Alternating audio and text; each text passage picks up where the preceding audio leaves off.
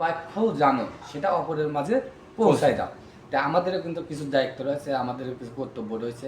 আমরা যেটুকু জানি আরেকজনের কাছে পৌঁছাই পৌঁছাই দিই। চুপ করে ঘরে বসে থাকলে হবে না। আসলে প্রতিবাদ অনেকভাবেই করা যায়, অনেকভাবে। অনেকেই বলে যে আমরা মনে মনে ঘৃণা করি ঘরে বসে, এটাই সবচেয়ে বড় প্রতিবাদ।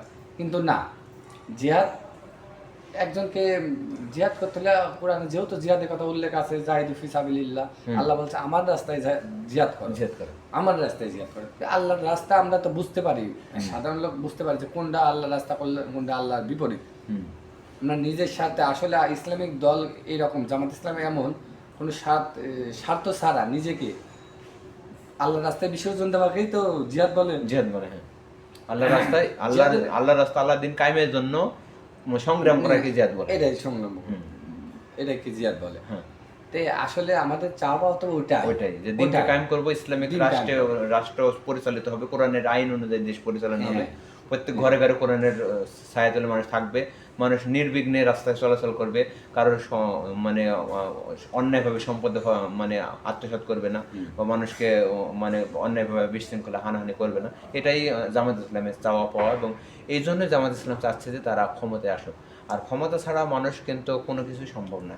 এই জামাত ইসলামের লক্ষ্য এবং উদ্দেশ্য হচ্ছে ক্ষমতায় এসে রাষ্ট্রকে সুন্দর কিছু উপহার দেওয়া, রাষ্ট্রকে সুন্দরভাবে ঢেলে সাজাতে, এবং প্রত্যেক ঘরে ঘরে ইসলামিক আইন, কোরআনে আইন, আল্লাহর বিধানকে চালু করা। কারণ এই জমিন আল্লাহ, এই আসমান আল্লাহর, এই সব কিছু আল্লাহর, এবং আল্লাহর জমিনে আল্লাহর আইনই চলবে।